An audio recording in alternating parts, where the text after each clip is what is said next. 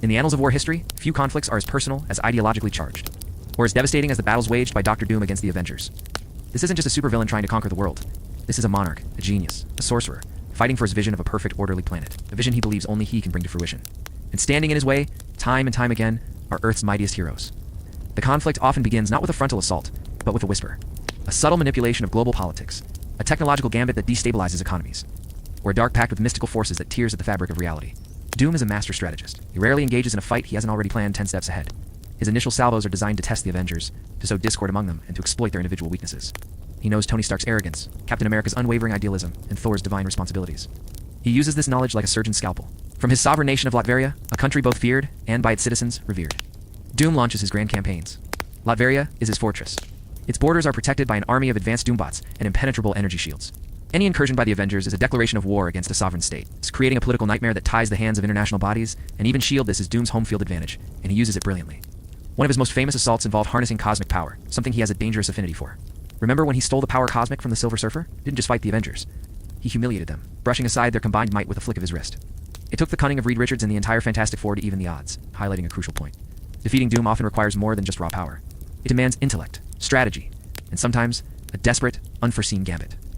Then there are his technological wars. Imagine an army of Doombots, each one a near-perfect replica of himself, programmed with his intellect and combat skills. The Avengers have faced down entire legions of these machines, fighting a war of attrition across multiple continents. These aren't just mindless drones. They learn, they adapt, and they are utterly relentless. Each bot destroyed is a meaningless victory when another 100 take its place. All while the real Doom watches from his castle, analyzing the hero's every move. We can't forget Doom's mastery of the mystic arts. He is second only to Doctor Strange in sorcerer's skill, and he doesn't hesitate to unleash demonic hordes or ancient curses upon his enemies. He once trapped the Avengers in a twisted medieval dimension of his own creation, forcing them to fight through their worst nightmares made manifest. In these magical wars, brute force is useless. Heroes like Iron Man find their tech failing, while powerhouses like the Hulk are baffled by illusions and spells they cannot punch. But perhaps the most terrifying aspect of Doom's war on the Avengers is its ideological core. He genuinely believes he is the hero of his own story. In the epic Secret Wars storyline, he became a god, creating a new reality from the ashes of the multiverse. He ruled his battleworld with an iron fist, yes. But he also brought order and eliminated chaos. When the surviving heroes challenged him, he saw them not as saviors, but as anarchists threatening his perfect world. He truly believes that his tyranny is a small price to pay for universal peace and stability. From the ironclad streets of Latveria to the farthest reaches of the cosmos, Doctor Doom's war is a relentless, multifaceted assault. It's a war of technology, a war of magic, and most importantly, a war of wills.